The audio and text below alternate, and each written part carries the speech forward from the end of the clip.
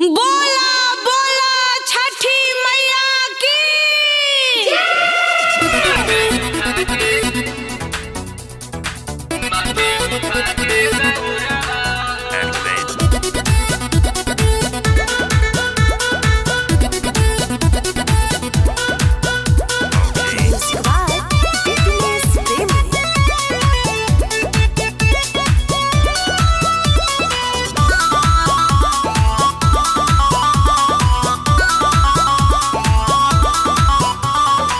सुनी बलम जी आइल कार्तिक महीना करे के छठ असो घर ही रहीना।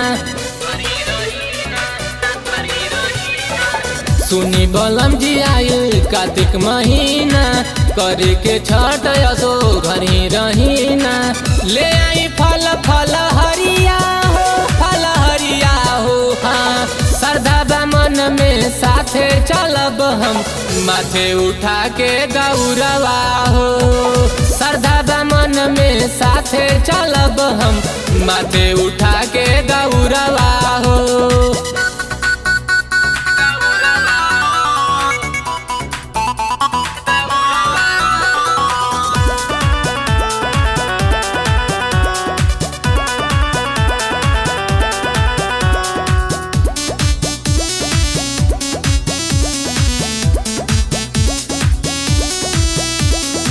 परब करब हो, कोसिया भरब हो, खुश हो जाइए छठी मैया लगइए पर नैया मैया जी। सजाई छठी घटिया सैया जी।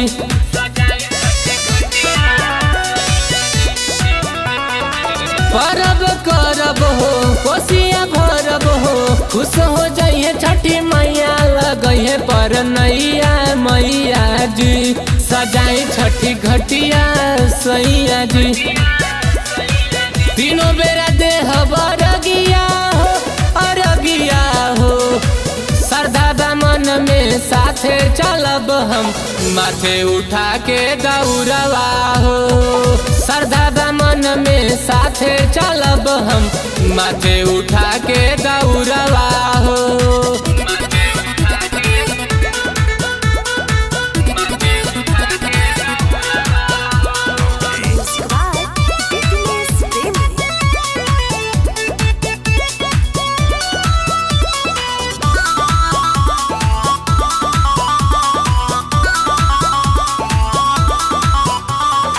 पिया सुबस हो लागल बयस हो, पूरा कर दी सपनवा ललनवा अंगनवा खेलीना। कि सुख संपत्तियों मिलीना।